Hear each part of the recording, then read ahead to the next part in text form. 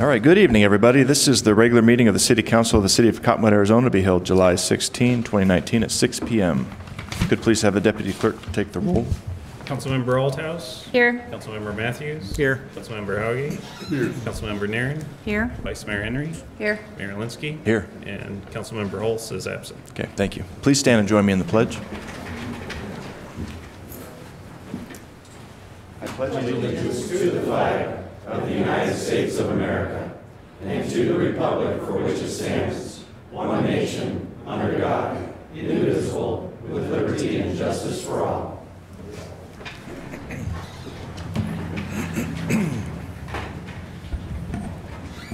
Okay, next is a brief summary of current events by the Mayor, City Council, and/or City Manager. The public body does not propose, discuss, deliberate, or take legal action on any matter brought up during the summary unless the specific matter is properly noticed for legal action. Any council members have anything to report tonight? No? Okay. Nor do I, so it's up to you, Ron. All right, I do have a couple items. The Old Town Association had their mixer last week. I was able to attend that and meet with Richard and I from Economic Development, met with them and talked about some things going on. I'm excited. They'll be announcing their part in TVR. They're going to be putting a local only, not only, but a local event with local artists, local vendors, and local bands on Saturday afternoon. So I'm pretty excited about the partnership they're having with TVR. And then I wanted to let council know that the city kicked off our sustainability initiative. So we met with the Sustainability Alliance? Yes, with the Sustainability Alliance.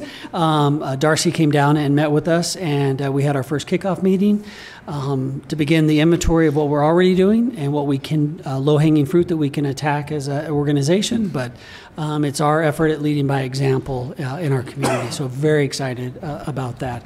And I want to appreciate all of the directors and members of the organization that showed up to participate. This Saturday, Steps to Recovery is hosting their 4th annual Erase the Stigma event over at our Recreation Center. It'll be on Saturday from 10 to 3. Come on out. It's for awareness and education on behavioral health and addiction. And then also on Saturday, July 20th at 9 a.m., the Manzanita Outreach is having a dedication ceremony for a commercial refrigerated truck that they have. They'll also allow them to serve the community at their pop-up food sharing events all around the Verde Valley, and it'll be held over at the Verde Valley Christian Church, 406 South 6th Street in Cottonwood, and that's at 9 a.m. That's all I have. Okay, thank you. Okay, we'll move on to presentations. We have 2 presentations tonight. First up, Supervisor Thurman will be making a non-controversial presentation on the Sun Corridor Trail.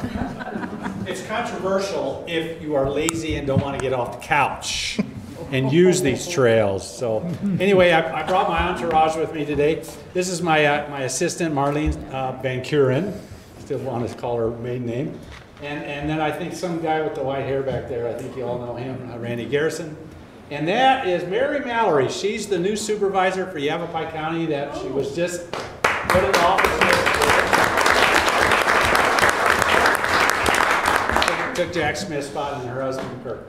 So first of all, as you know, part of the Verde Front, one of the originators is right after it was started. I am part of the Trails guy. I am the Trails guy also, the general pseudo trail guy, if you call it, for Yavapai County. Well, Maricopa County years ago decided that they want to do more with their Maricopa County Trail than what they had, and they created a circle trail around Maricopa County, which, by the way, last year was just completed. 312 miles or something. So with saying that, a couple years ago, Maricopa County Parks and Rec said, we need to do something different. Let's get people, as I believe, to shut off the cell phones and the TVs and the computers, our kids all the way through our older folks, and enjoy why we live in Arizona. And that's how I get involved. And so this was their inception of an idea. We've taken this and run. I used to be a bystander in it a couple years ago. Last year I became the co-chair, and some person with foot and mouth disease just made I am now the chair for the state of Arizona. And so this is what the trail is going to look like. It starts in Douglas and ends in Las Vegas. Now, we've all heard of the Pacific Coast Trail, the Appalachian Trail, some of and the Arizona Trail, which are more of a wilderness trail. These are not. These go by our bigger metropolitan areas and other communities.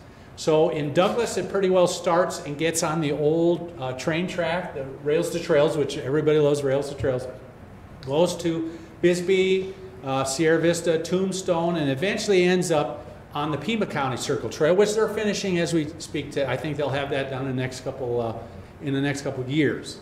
You get onto that, you get in the old CAP Canal that goes to Tucson from Phoenix. And if you remember, if you've seen the canal, there's a road on both sides, but there's also a lower road that they delivered all the goods on.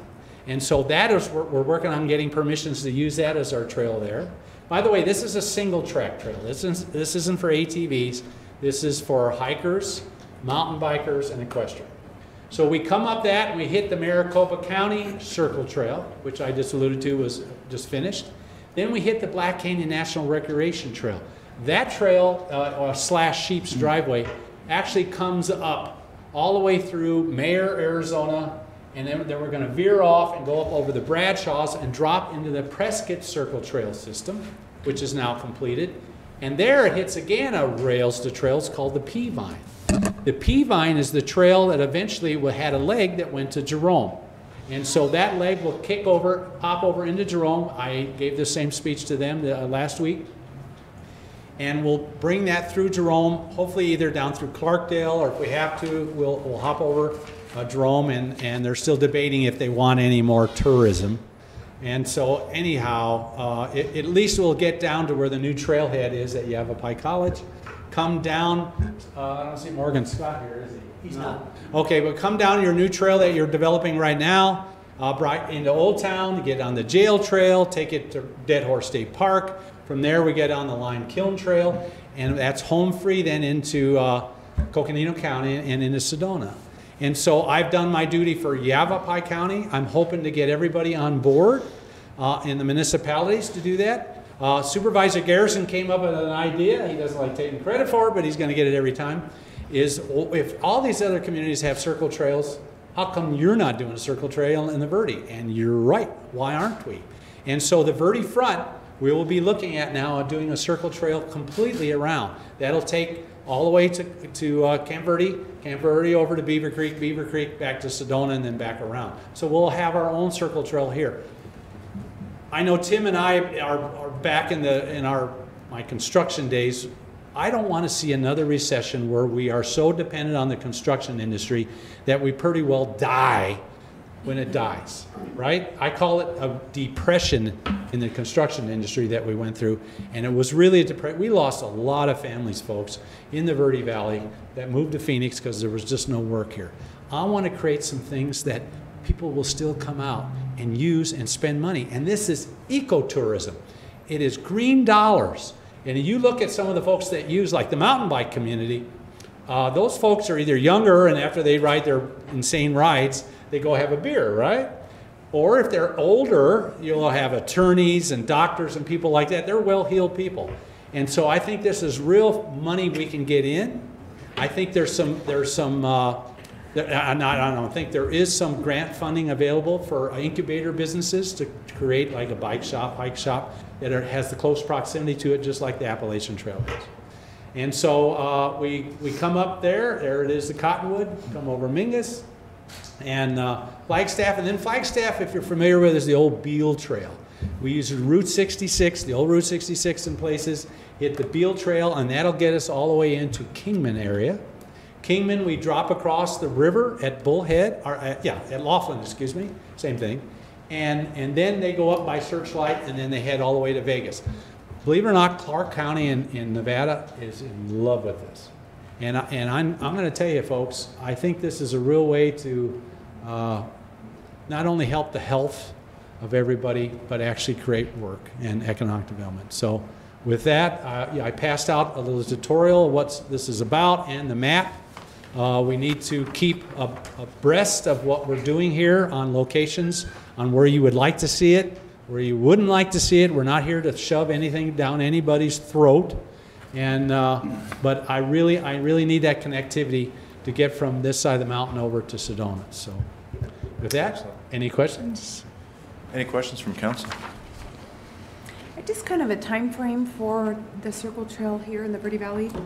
Oh, probably. You know, they told us when we did the Black Canyon National Recreation Trail, which we're getting ready now to do the leg dropping into Grief Hill and Camp Verde, it would take us probably 20 years to do 200 miles. We did 110 miles we did in 5. Nice. So, and I'm going to tell you right now, it's not building the trail. We got a cute little tractor that's only 2 feet wide, little backhoe, does a great trail. It's not that. It's the NEPA process. You know, getting permissions to go through, and as we all know in the Verde, I always make the joke, but you can't kick a piece of dirt without hitting a pottery shard. So the NEPA process is tough. Anything around the Verde River is environmental impact statements is tough. There's so many things, hoops we got to jump over and go through, and so it's not an easy task. But I'm, even someday when I retire, I'm going to stay on this because this is my passion. This is what I like, and I think this is what we need to see done.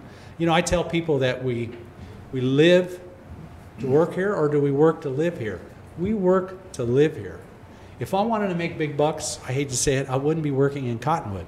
I wouldn't be working in Yavapai County. I'd be working in Phoenix or LA or some god-awful place if all I wanted to do was the American buck.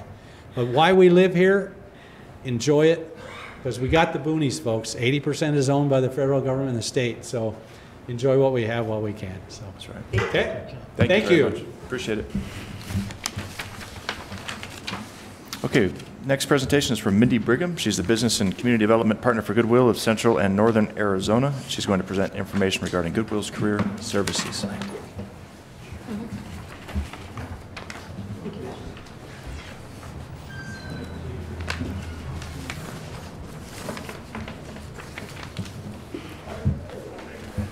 Evening.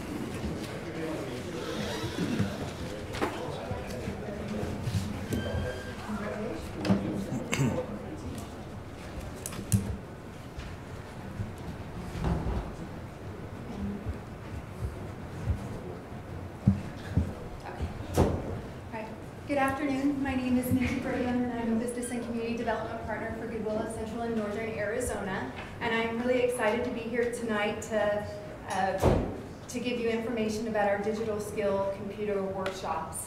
I believe Goodwill takes a holistic approach to employment by helping individuals feel confident, by helping them feel purpose-driven, and to help them become successful. So Goodwill believes in empowering individuals, strengthening families, and building stronger communities.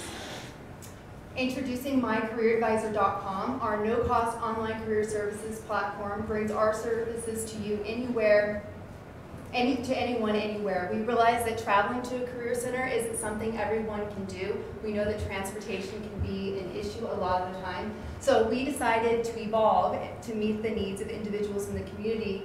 And we've done something pretty incredible, which is having access to My Career Advisor from anywhere, not just in our career centers.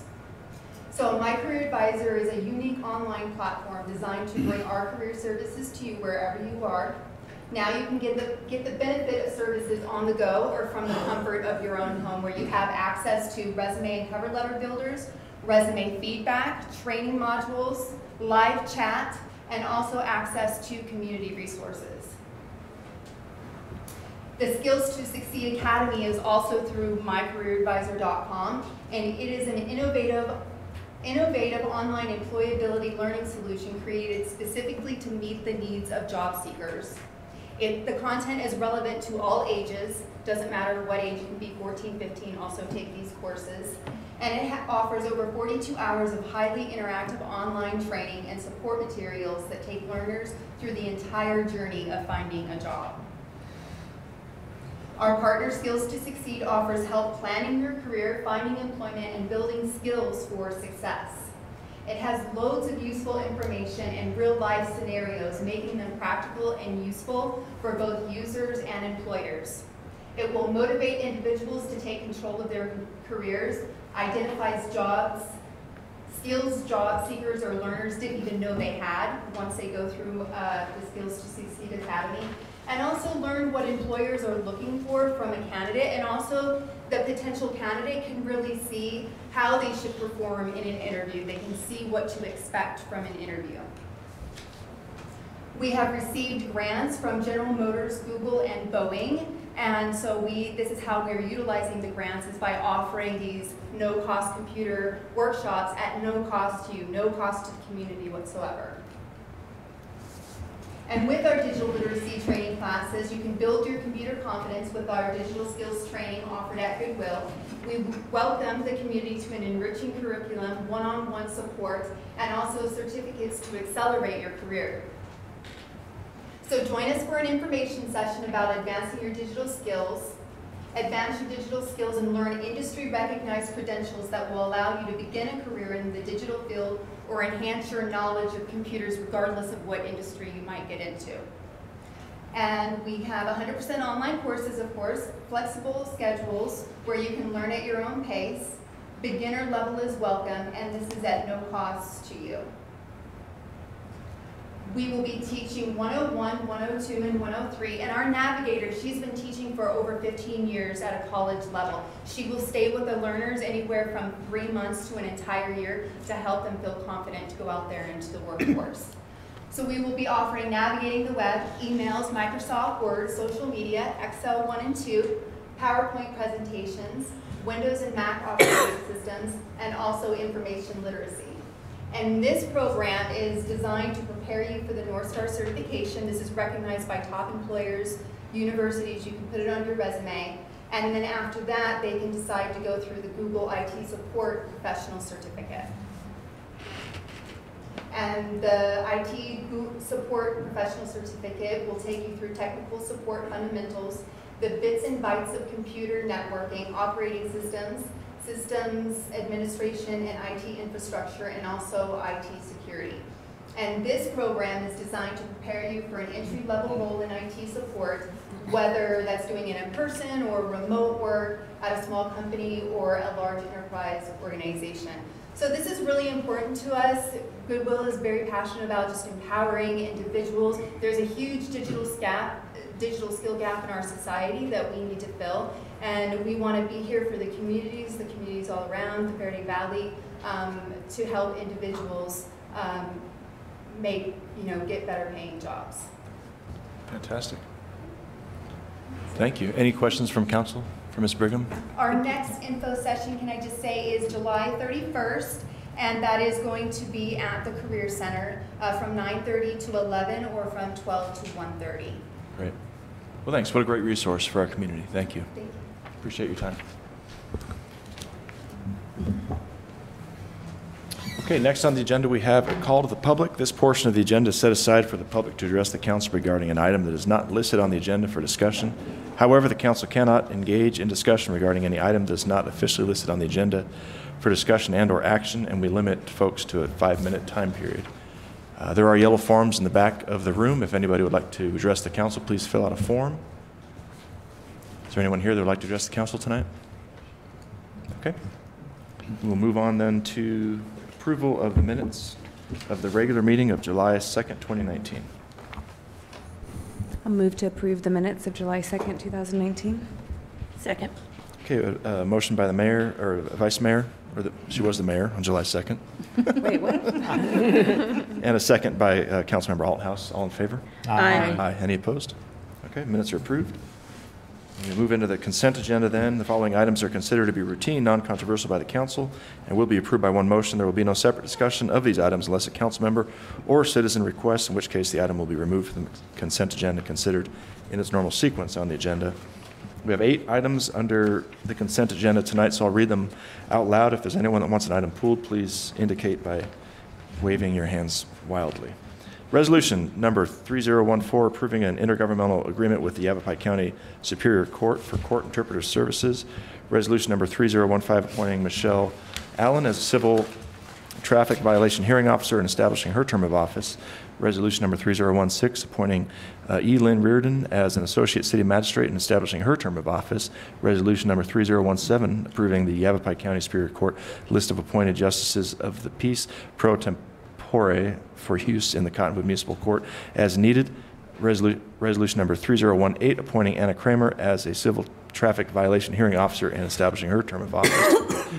Item 6, application for remote tasting room liquor license application submitted by John A. Rachel, owner, agent for Divine's Vineyard for a wine tasting room in the Muse Art Gallery located at 725 North Main Street.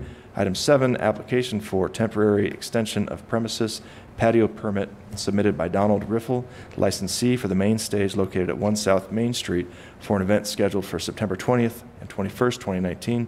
And last, item 8, application for temporary extension of premises patio liquor license permit submitted by Donald Riffle, licensee for main stage located at 1 South Main Street for an event scheduled for October 19 and 20, 2019.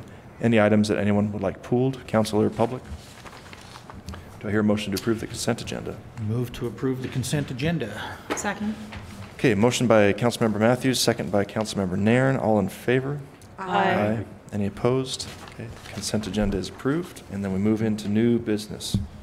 Item 1 is ordinance number 664, amending the city parking code to expand the types and colors of markings that can be used to designate and reserve access aisles adjacent to parking spaces for use by and for handicapped individuals. First reading. Evening, Judge. Good evening, Mayor. Good evening, Council. Hopefully it was fairly clear what we're suggesting changing in the ordinance.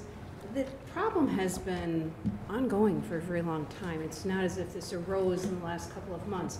Why something wasn't done with it, because it's really a very simple solution to change a few words in the ordinance. I don't know why something wasn't done sooner, but we're getting it done now.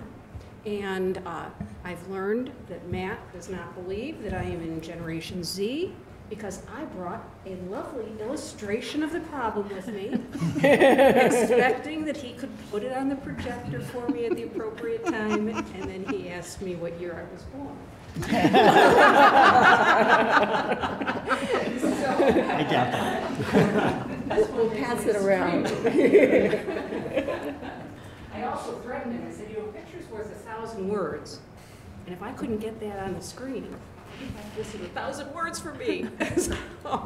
But it's a very simple problem. I don't know, do you have any questions you'd like me to answer regarding this? We're taking the color designation out and indicating that the lines designate you can't park there. I think for the interest of the public, though, for the people watching and people that don't necessarily have our packet, I think if you could just briefly go over what the issue is and what the solution is. I agree. Sure, absolutely. Our present code indicates that it is blue lines that indicate in a handicapped area where people need to load and unload things and people, that those blue lines are what designate it as no parking. Diagonal. Pardon me? Blue diagonal lines. Blue diagonal lines, you're absolutely correct. And not every business has blue diagonal lines. Some businesses have even changed from blue lines, diagonal or not, doesn't matter, because the customers were complaining they couldn't see the blue lines. So they changed back to yellow. And then when you have yellow lines, people think, oh, it's just an unloading zone or something, even though it's very clear that these lines are always right next to the handicapped parking spaces. And so what we've done is we've taken that blue out, so the color won't matter anymore, and now the lines indicate they can be diagonal, cross-hatched, basically any kinds of lines that are adjacent to a handicapped parking space. All right. Thank you. You're very welcome. Seems very cut and dry to me and makes a lot of sense, so thanks for bringing this forward to us. Oh, you're very welcome. Any comments from the public on this item? Any comments from council? No? Okay, first reading, so there's no action tonight, but we'll bring it back in a few weeks. Okay, thank you. Deputy Clerk, if you would please read ordinance number 664 by title only. Ordinance number 664, an ordinance of the mayor and city council of the city of Cottonwood, Yavapai County, Arizona, amending chapter 10.20.040, restricted parking areas reserved for the physically disabled, subsections B, C, and D of the Title 10 Vehicles and Traffic of the Municipal Code of the city of Cottonwood, Arizona. Mr. Mayor. Okay, thank you. Okay, up next is item 2 under new business. It's a public hearing regarding amending the city's municipal water and wastewater system rates, fees, and charges. Presentation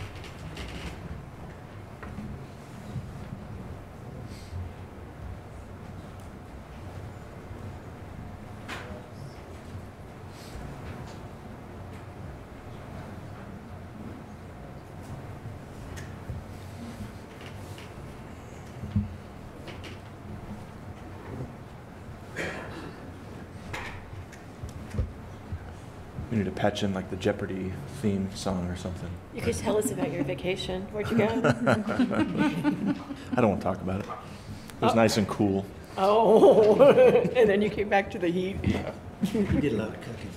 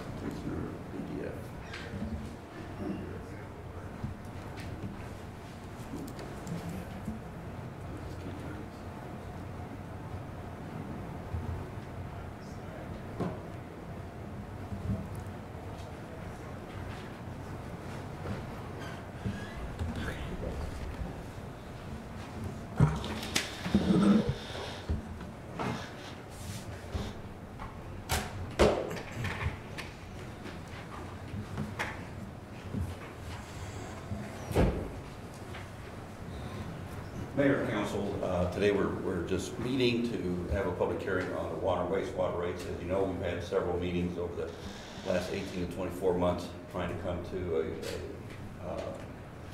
a rate change in our water rates. Up here, what I want to do, since we are covering for 5 years, we're actually adopting for the next 5 years. I want to go ahead and post the rates up here and give everyone an opportunity to look at them and go ahead and provide for public comment. Our wastewater facility obviously is one that's in dire need. As you know, we need work. What we tried to do was to go ahead and try to raise the rates incrementally rather than one very large increase this current fiscal year. Instead, we try to balance it out over the next 5 years rather than one large increase and then trending it down. Make it an easier pill to swallow for every one of us. And as you know, we're looking at a 5-year program rather than just year by year. It makes it a little bit easier for everyone to go ahead and project from plan their budgets as the years go by. Also, so you understand that traditionally these rates will come into play July 1st of every year, with the exception of the water rates, which will be going into effect, I believe, September 1st, if I'm not mistaken. Double check. It's either September or October. It is it's in the resolution. September. I believe it. We'll talk about exactly which date that one is. September 1st. September 1st, okay. And then subsequent years will be on July 1st. For the water rates, we will not have an increase this current fiscal year. We will wait till July 1st of 2021, fiscal year 2021, before we actually have any type of an increase. So we're not looking at any increases on that. And as you can see from year to year inside the city limits, we still maintain the differential rate between inside and outside the limits. But all of our increases, as you can see, are fairly minor over the next five years. Starting at 26 where we're at, we'll be going up to 28 for regular charges, so the minor increase will be minor. All of our water resource development fees maintain or stay the same. So the only other large increase, and not much of an increase down, will be our connection fees. Those are when we connect, one-time fees when we connect customers. As far as our outside the city limit fees, also, as you can see, over the next 5 years, this is where we're at now. We're looking at 36. This is for residential rate, 36.59, which is less than $3 over the next 3 years increase.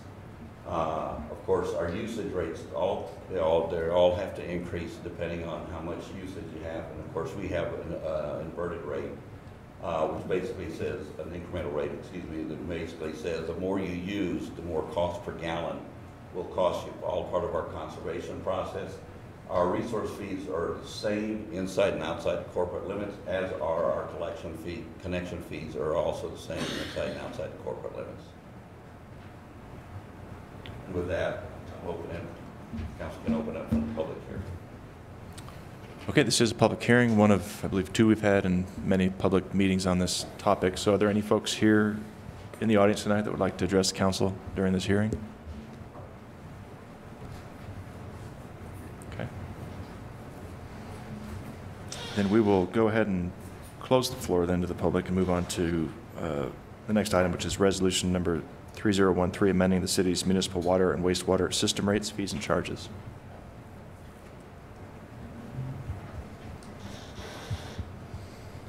Yes, Mayor Council, attached in is the council communication, and also attached is the resolution 3013. It basically establishes the rates over the next 5 years, again beginning September 1st for wastewater rates, and the subsequent years, and then after subsequent years will all be on July 1st. Same way with the water rates, no increase this current fiscal year till July 1st of the following fiscal year. It also establishes the start date to be September 1st of 2019, and then every July 1st. Subsequent years.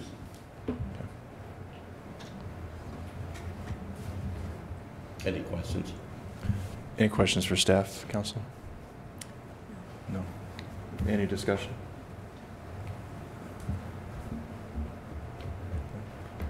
No. Okay. I mean, I don't like it. I don't like increasing the rates. We've discussed this every meeting, but I do agree with the staff recommendation that at this point, I do think it's absolutely necessary in order to avoid any future, imminent shutdowns of the system or other issues out there. We do need the funds. So with that, without any other further discussion, unless there is, I would move to approve Resolution 3013, amending the city's water and wastewater rates, charges, and fees as presented. I will second both of those. Okay, so we had a motion by the Vice Mayor and a second by Councilmember Matthews. If we could have a roll call vote, please. Councilmember Althouse. Yes. Councilmember Haarge. Yes. Councilmember Matthews. Yes. Councilmember Naren. No. Vice Mayor Henry. Yes. Mayor Linsky. Yes. And motion carried. Okay, very good. And thanks to council and staff too for projecting these rates out to 5 years. I think it's important to let people know what to expect in the coming years. So, Thank you, Mayor you. Council. Okay, item 4 under new business is ordinance number 665, rezoning of a parcel of land located at 718 North Main Street. Assessor's parcel number 406-42-014 to remove multiple zoning designations of the parcel into a single zoning designation of CR, commercial residential, and this is the first reading. Evening. Good evening. Thank you, Mr. Mayor, Council. Scott Ellis with Planning and Zoning. This is a request, this is actually a city-initiated rezone request on a piece of property, 718 North Main Street, just outside of Old Town, or beginning of Old Town, depending on who you ask and how you look at it. A little over 10 acres. It's pretty much vacant right now. As you can kind of see on the zoning map here, all of this darker area up here is zone CR, commercial residential. And you have R1, R2, and R3 down here on the backside. A historic zoning map from 1983 shows this same outline here. So whenever they came in, whoever came in with the CR zone, decided to do it based on what looks like a footage off the front here and back and not the property line. So that zone has been in place like that for a number of years, pretty much since the zoning districts came into effect.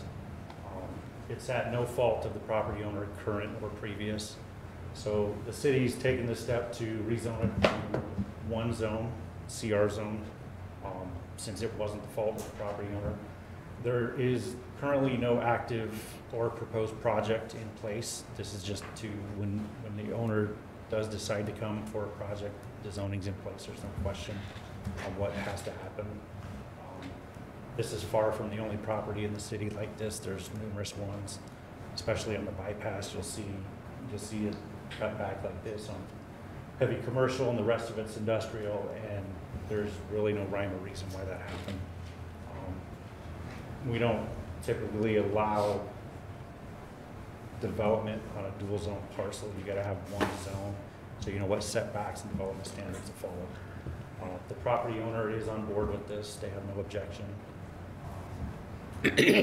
So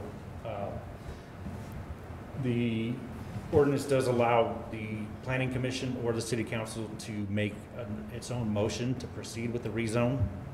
The planning and zoning commission did so in May, and at last night's meeting they did recommend approval to the city council. Okay. Questions? Do you have any questions for Mr. Ellis? It's my understanding that we're looking at correcting this issue on the parcel, on other parcels as well, correct? It's not just this one parcel? Yes, and there's a lot of them. So we're gonna go through, see which ones would work, or which ones apply, talk to the property owners, make sure they're on board with it, before we move forward with other ones. Okay. Okay. Thank you. Yeah, I'm pleased to hear that the property owner is a partner in this process. That's important. So seems like the right thing to do, clean up some of these zoning discrepancies. Mr. Mayor, if I can add, it's just staff's attempt to speed the process along for development or growth, or just to be ready for business. It's our open for business motto, and when we hear, that property may be close to being ready, we don't want them to wait 3 to 6 months for this process to occur. So we're working with property owners to get a jump on this process. Great. Yeah, some of the rezone projects that you've seen in the last couple of years have had this issue, so we're just trying to get a start on it. Got it. Makes sense. Okay, are there any folks here in the audience tonight that would like to speak to council on this issue? Okay. Again, this is first reading, so no action tonight. We'll bring it back in a few weeks and vote on this. Okay. Thank you. Yep. Okay, so next is item 5. Mr. Mayor. Yes, sir. I knew you were going to catch me once. Why don't you, while you're there, read ordinance number 665 by title only, please. Ordinance number 665, an ordinance of the mayor and city council of the city of Cottonwood, Yavapai County, Arizona, amending the zoning map of the city of Cottonwood, Arizona for a parcel of land totaling approximately 10.41 acres, APN 406-42-014, so as to change certain district boundaries and classifications thereof from the present 4 zoning designations of CR, commercial residential, R1, single family residential, R2, single family, multiple family residential, and R3, multiple family residential, to a single zoning designation of CR, commercial residential. Mr. Mayor. Thank you. Okay, item 5, discussion, consideration, and possible approval of preliminary plat for the proposed KINDRA Heights 2 subdivision. All right. Thank you again, Mr. Mayor. This is KINDRA Heights 2. It's a request for preliminary plat for 20 lot subdivision in the R1 zoning district just outside of Old Town. There is an existing KINDRA Heights Phase 1. KINDRA Heights Road comes in out of the north end of Main Street, north end of town, comes up here kind of to the west. Services right now this existing part of what's known as KINDRA Heights 1.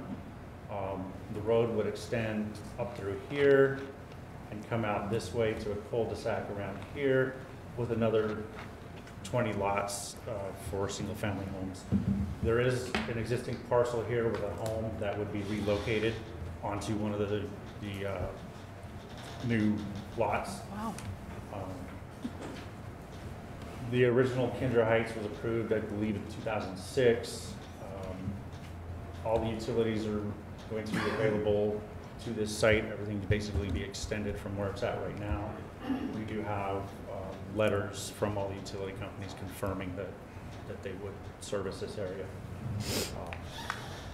It kind of shows you the layout of the subdivision here. This is where the existing one comes. The road's going to extend this way. Here's that cul-de-sac on the west end.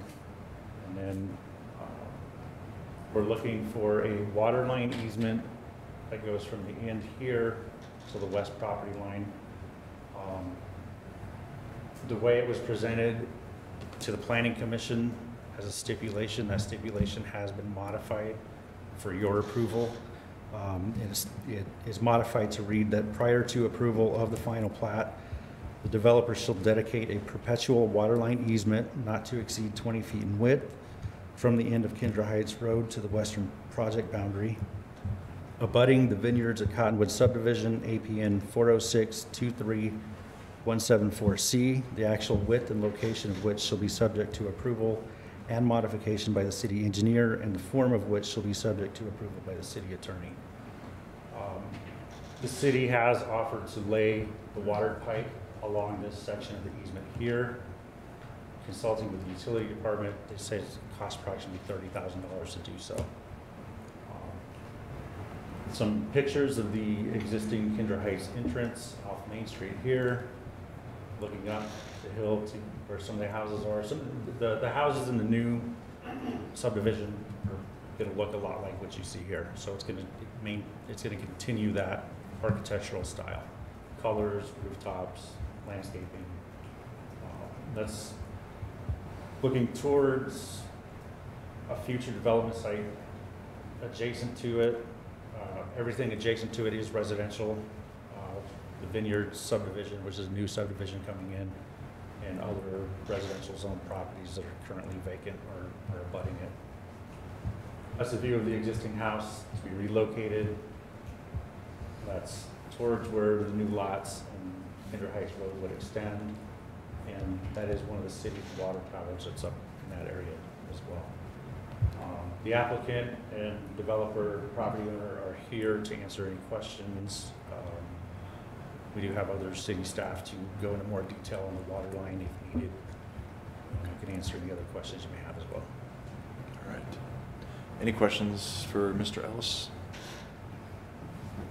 I'd just like to know, I mean, what is the necessity for the city to have this small portion of water line installed? What is the benefit? We can have others answer that in more detail. It's my understanding it's for water availability and fire suppression to help increase both of those, take some pressure off one of the wells that's being used, I think, by, I can't think of the name of it, Pine Shadows, I think it is, to provide that service in that area. I can say that, if I can, Mr. Mayor, redundancy is the biggest factor in pressure. So the way the water system in Cottonwood works that I've learned is we have lots of wells, not just one big water source. So we need the availability for if a well goes down, and it does happen periodically, that we have a well that goes offline, that we need other wells connected to that same system to maintain pressure for fire suppression and service. The biggest example hit home to me recently. We had a fire in Old Town. We put it out.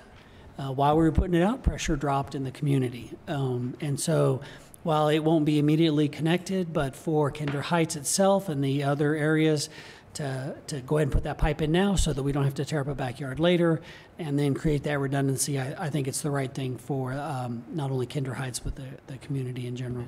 This is one of those loops that they're doing, right? Yes. Okay. All right, any other questions for staff? We do have the developer in tonight. Would you like to make a presentation to council? Answer any questions? I'd be glad to answer any questions. Yeah. Do we have any questions for the developer tonight? No. No, okay. Very good. Okay, then council, how would you like to proceed on this? I move to approve the KINDRA Heights 2 subdivision preliminary plat with the stipulations presented by the Planning and Zoning Commission and city staff with the following modification to engineering stipulation number 1. Prior to approval of the final plat, the developer shall dedicate a perpetual water line easement not to exceed 20 feet in width from the end of KINDRA Heights Road to the western project boundary, abutting the vineyards at Cottonwood subdivision, APN 406232174C. The actual width and location of which shall be subject to approval and modification by the city engineer, and the form of which shall be subject to approval by the city attorney. Second. Okay, good job. Good. Councilmember Nairn made the motion, Councilmember Althouse seconded it. Roll call vote, please. Councilmember Althouse? Yes. Councilmember Howery? Yes. Councilmember Matthews? Yes. Councilmember Nairn? Yes. Vice Mayor Henry? Yes. And Mayor Linsky? Yes. Motion carried. Thank you. Thank you. And happy groundbreaking to you. Okay, next and last item on the agenda tonight is item 6, award of bid to LOVEN Contracting for the rehabilitation of the roof of the MINGUS wastewater treatment plant. At last. Save the best for last, right? Good evening, Mayor, Council. Before it falls in. KC engineer. Obviously, you're aware of the state of the roof at the MINGUS wastewater treatment plant over the aeration basins. We've got some double T-beams that are starting to see some distress. It's not starting, it's been happening over the past 5-10 years or so. We're trying to repair that. Came up with two options. One was to take the roof off. That was gonna be a little bit more costly. The other option was let's rehab it in place. These beams are in place for 30 years. They should have a lifespan of at least 50 years. We can try to expand that, get the full life out of them. So the structural engineer came up with the idea of rehab it in place. What they'll do is they'll come in, they'll lift the beams up, get them off the walls, chip off the damaged concrete, clean up the rebar, go ahead and coat it with epoxy, put concrete on there, set the anchor places and reset those down. So it's a lot of work, mostly hand work obviously, so that's reflective in the cost. However, we chose to go with the state JOC because it has piggyback language off of it that we can use, and we can kind of choose a contractor. We chose to go with LOVEN and begin negotiations. They came back with a price of $369,000, a little bit over that, to do that work. And we have $500,000 budgeted, so right now we're about 131 under budget. And in that, we've included a 10% contingency in case there's any unforeseens. So we're asking for that authority up front in case there is something. We don't have to come back for a small little change order. We can have that, but if we don't have to use that, we'll save another 30 grand. So ideally, we're somewhere about 150, 160 under budget on this one. So very good. I'm pleased you put a contingency in there. I think that's I think it's a good thing for us. Yeah, okay. Any questions on this item from council? I've seen it. It's really bad. It'll just get worse if we don't do anything, so now's the time to do it. No, this is good. It's been bad for years, so I'm glad we're finally taking care of this. Yeah. Sure. Okay. Ready for a motion then? Well, I'll make the motion. Oh, so if the council desires to approve this item, I move to approve the bid from LOVEN Contract in the amount of $369,038.97 to repair the roof structure to MINGUS wastewater treatment plant through cooperative use of the state's job order contract number ADSP 017-161907. Second. Okay, Councilmember Matthews made the motion. Councilmember Althouse seconded it. Roll call vote, please. Councilmember Althouse? Yes. Councilmember Hauge? Yes. Councilmember Matthews? Yes. Councilmember Nairn? Yes. Vice Mayor Henry? Yes. Mayor Linsky? Yes. And motion carried. Great, thank you. Okay, thank you. Thank you. Okay, I move we pay the claims and adjustments. Second. All in favor? Aye. Any opposed? Okay. Motion to adjourn? Second. Okay. All in favor? Aye. We're adjourned. Thank you.